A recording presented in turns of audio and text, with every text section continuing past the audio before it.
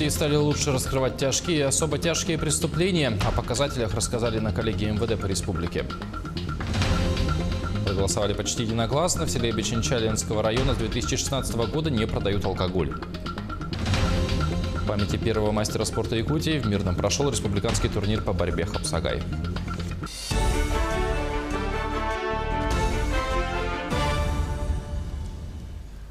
В эфире новости, в студии Павел Танин. Здравствуйте. Якутия остается самым благополучным регионом страны по криминогенной обстановке и занимает первое место на Дальнем Востоке по самому низкому уровню преступности. Об этом сегодня на коллегии МВД сказал министр Владимир Прокопенко.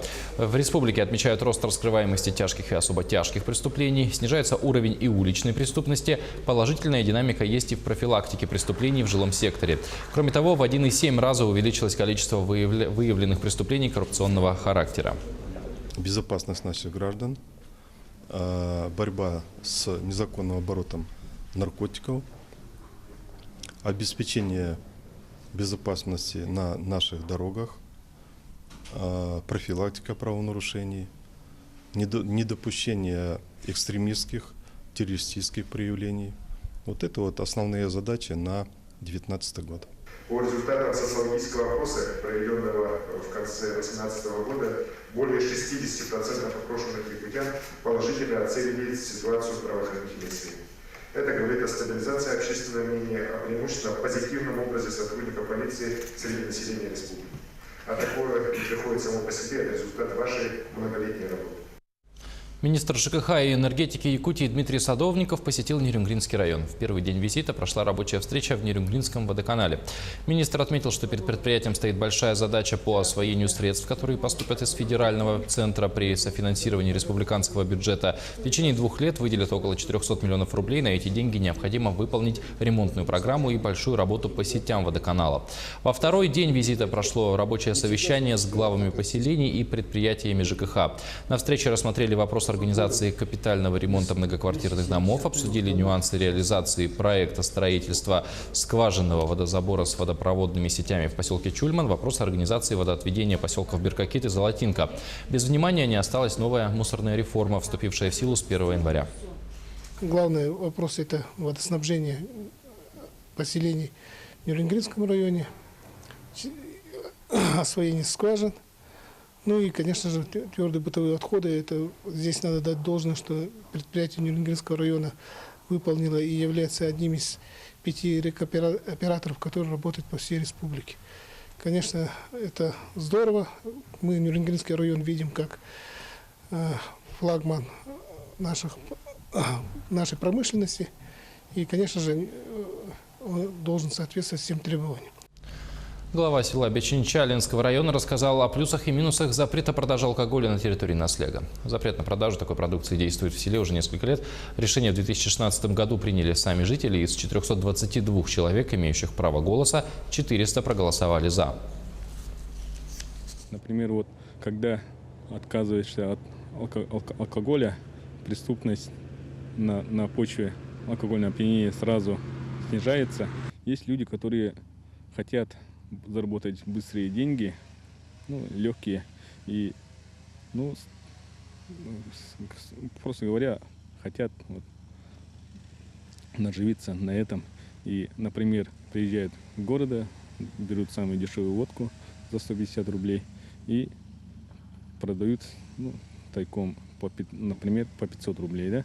И мы работаем с общественностью, с депутатами, я сам лично тоже очень активно работаем, чтобы этого не было.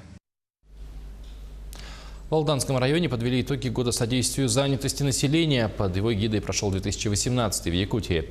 Отдельные сложности имеются как в подборе кадров, так и в подготовке специалистов. Однако все проблемы решаемы, если есть желание работать. В прошлом году сотрудники службы занятости разработали ряд проектов, которые будут реализованы и в этом году. Тему продолжит Татьяна Вахнина.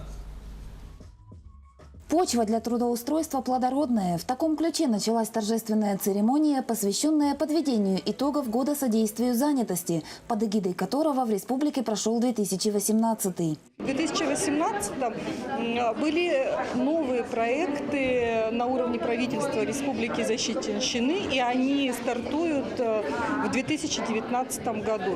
Это такие проекты, как сопровождение инвалидов, занятость граждан предпенсионного возраста.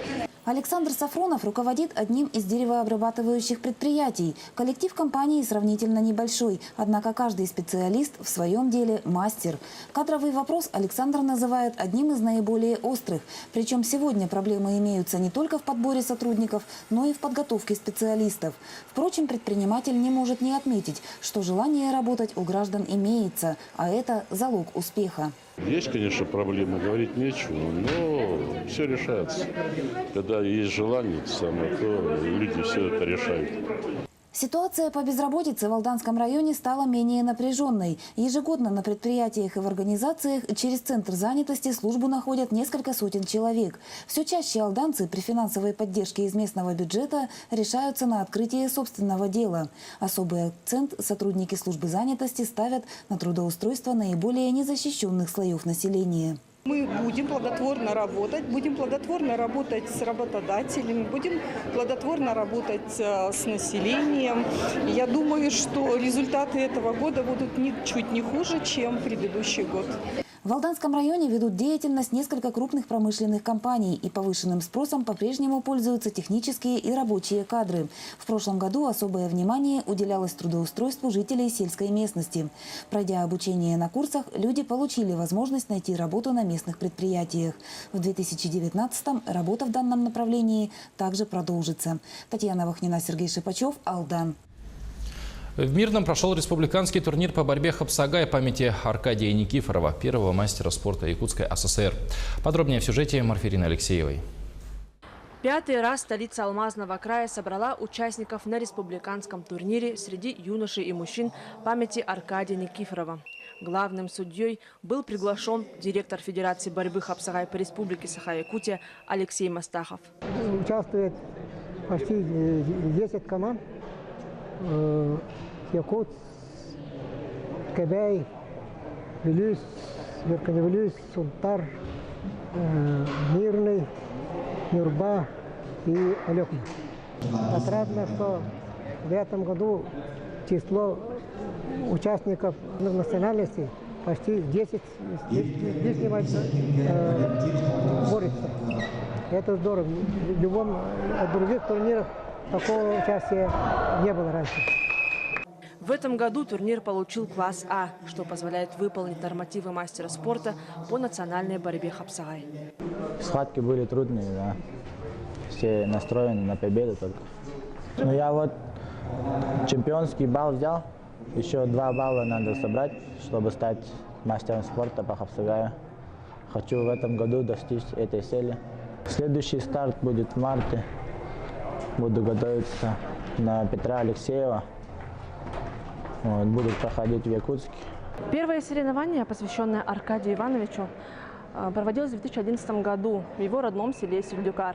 В нем приняло участие 21 человек. Сегодня же это мероприятие стало уже республиканским. И сегодня здесь принимают участие более 150 человек. Подошел самый последний торжественный этап трехдневного соревнования – награждение. Каждый улус-район, участвующий на соревновании, уезжает с Мирного с новоиспеченными мастерами спорта. Аркадий Иванович родом из маленького села Сюльдюкар, где впервые и проходили соревнования сельского, регионального, а потом и республиканского уровня. Главной идеей соревнования была популяризация данного вида спорта в Мирнинском районе. И действительно, количество желающих заняться этим видом спорта за последние годы значительно возросло. Данный вид спорта развивается благодаря данному турниру, благодаря поддержке организации братьев Иванова Георгия, Крылыкова Михаила, которые действительно душой и сердцем болеют за данный вид спорта. Кто-то станет мастером спорта, кто-то станет кандидатом в мастера спорта. Поэтому это очень большая возможность, и я рада, что данный турнир проводится ежегодно. Организаторы заявляют и верят, что в ближайшем будущем турнир станет всероссийским. Марфирина Алексеева, Вадим Ларионов, Мирный. К этой минуте у меня все. Оставайтесь с нами.